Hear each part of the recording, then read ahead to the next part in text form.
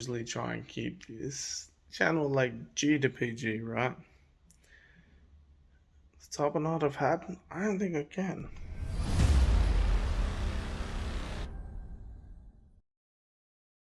Hey, what up and welcome to another episode of Creased. Now, if you've been playing along at home, this is going to be episode 2 of my Melbourne trip from last week.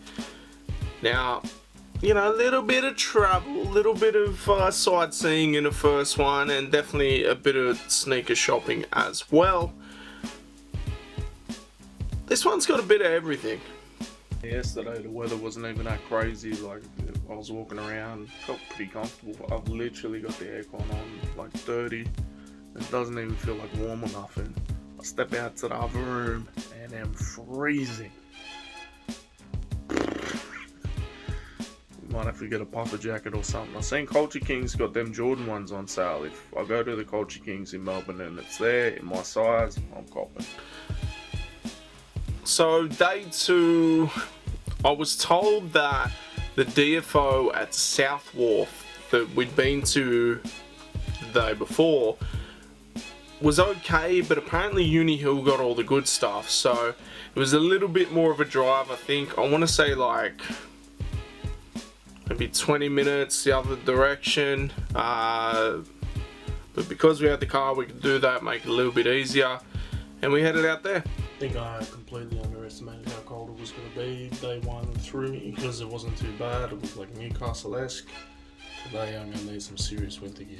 I did bring long johns, but we ain't there yet. One thing I've got to say about driving in Melbourne, it's super weird because like in New South Wales, people are like always in a rush. They always need to get somewhere. Like, I myself might have a little bit of left foot, I don't know. But in Melbourne, they either do the speed limit or below. Like I was, their freeway is only 100, where ours are like 110. I was doing 100 and I'm flying past people. I couldn't work it out. There's a lot of weird sort of road things and, you know, habits within Melbourne, but it just made it easier for me. So I was flying past. Okay, we are off to Uni Hills DFO. I believe this is where they get the better stuff, I'm told. But it could just be the difference between, you know, Homebush and Birkenhead Point. It's probably all just nothing. But you never know.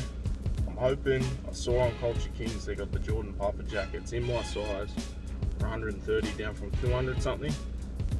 If I come across it, I'm gonna have to get it, I feel like, because it's cold out here. One thing I found as well with this Uni Hill joint was free parking.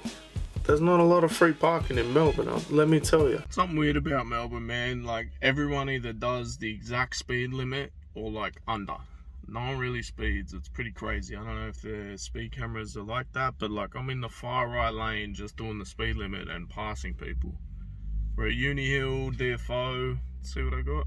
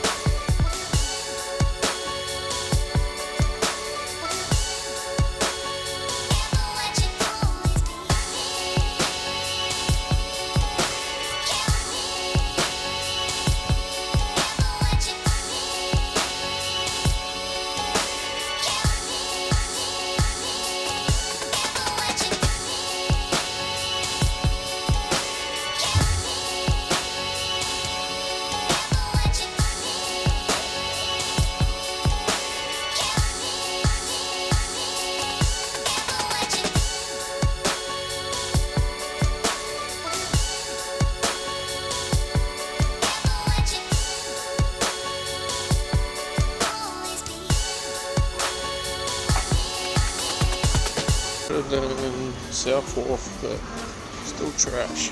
I have no fucking idea where my car is. Nike was disappointing again. Probably had a little bit more than South Wharf. Can't say words. I don't know. It's terrible.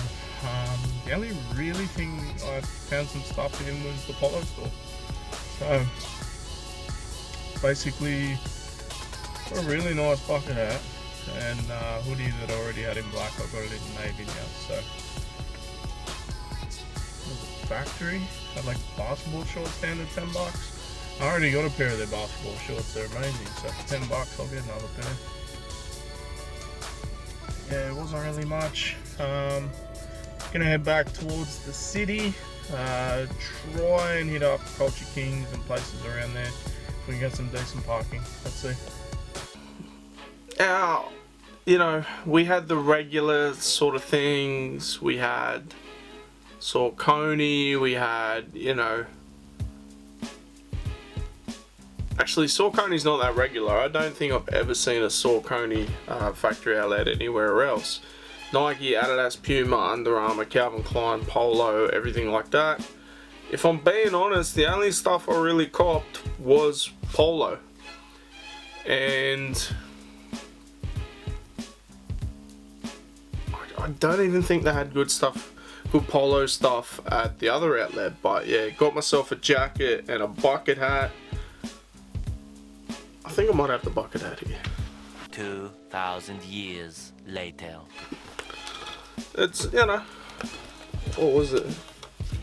It's like, damn, it wasn't even that crazy of a price. I thought it was like 100 something down to 75, but 75, it's probably sounded a little outrageous for a bucket hat, but that'll be used in a music video or something. We'll get there. But look, Nike was pretty disappointing. They probably had a bit more than, say, South Wharf, but nothing really that grabbed my attention. And if they were to have anything dope, it was probably being bought up by resellers, because let me tell you, there was certain people that had flatbed trolleys, there were certain people that had like huge bags that come up to my nipple. Like 4 of them full, and you know, they're buying, I don't know what they're trying to buy, like, I don't know what it was. I tried to get a closer look. It was a Nike sportswear box, could be anything, I'm not sure, but yeah, Adidas, much the same. There really wasn't much happening. Even the New Balance store, Asics store, nothing. Pretty disappointing.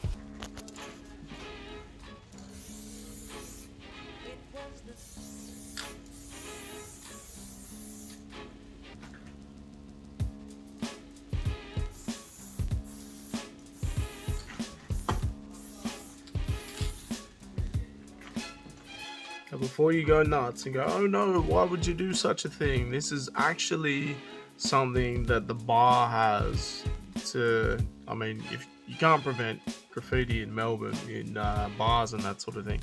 So they basically just give you spray cans. Now, it's been a minute since I've been playing with spray cans, but I thought I'd help decorate, you know?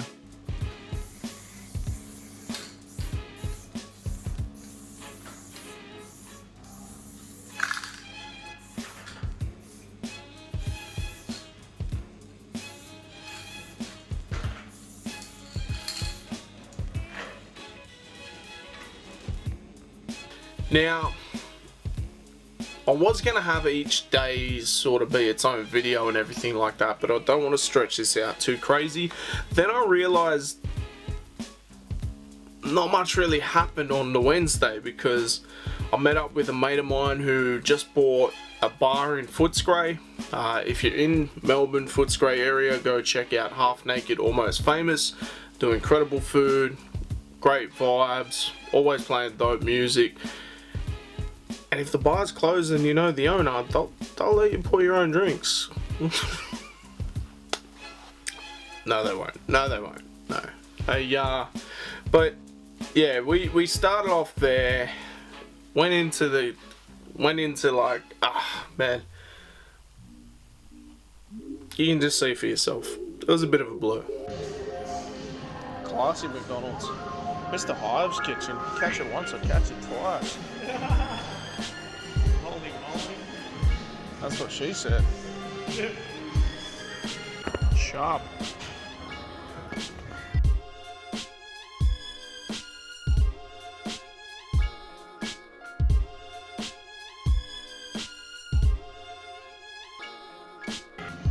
This is the first time going to a casino. Going, nah, I don't know what I'm doing, but this lounge looks intimidating.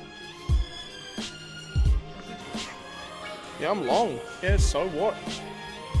Yeah, with the fucking camera phone. Forget about it, guy. How the fuck do they get away with that? Yo, can I have a cocktail? A bit? Cocktail? Bit? Nah, dog. I'm gonna be 1000% authentic. I usually try and keep this channel like G to PG, right? Top of not have happened? I don't think I can. God damn, man, there's another one. The lip balm is lit. Like, we're not meant to be in the ladies and that, but like the lip balm is lit. So we start out at my mate's bar, then we go to an open mic night that my mate DJ Detective is running on Chapel Street. We go there for a bit. We're probably a little bit fashionably late. He's telling me to get up there, get on the mic and everything like that. I'm like, let me have a couple beers, ease into it. And he's like, look, we're about to finish. I'm like, alright, let me get up there. Straight away, as soon as I get up there, people were feeling it. They're coming close to the stage. It was dope. And then, like, it was pretty much time to end. The baby doll on the fishing rod was different, to say the least. I want to say, yeah, I still don't understand the whole thing. Like, me and Jed were like, we were kind of like, is this their shtick? Like, is this a, like, where does this get to? Like, what are we going for here? All I know is, this fishing rod was like a magnet to crackheads. There was one crackhead that was just mesmerized by wherever that baby went and was like, oh, the little baby. Like, the little baby, I don't know what type of area you're from, but like, babies aren't on fishing rods. That's definitely a doll. But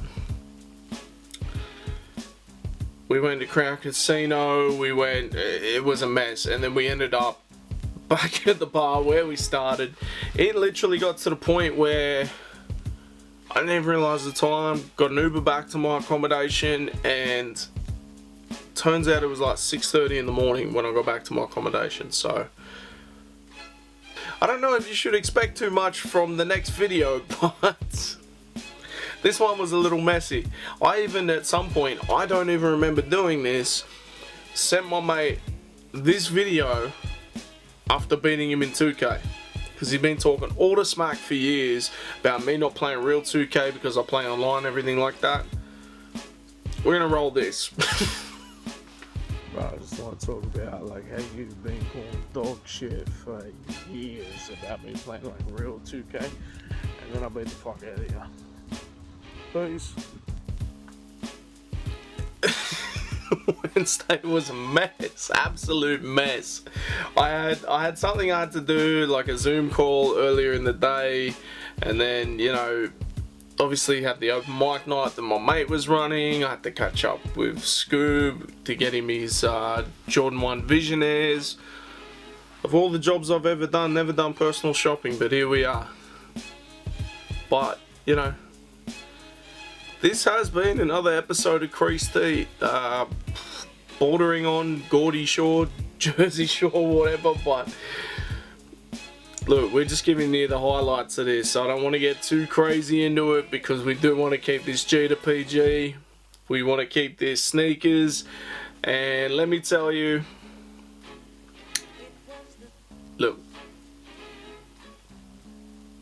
the Thursday, Friday and Saturday, whatever we work in the next couple episodes, are absolute bangers. This, I don't know, there's a little bit of hilarity into it, you know, throwing a bit of personality into it, I would say. But stay tuned. This has been another episode of Creased. Make sure you like, share, subscribe, and we'll be back twice a week, maybe even 3 times next week. Peace.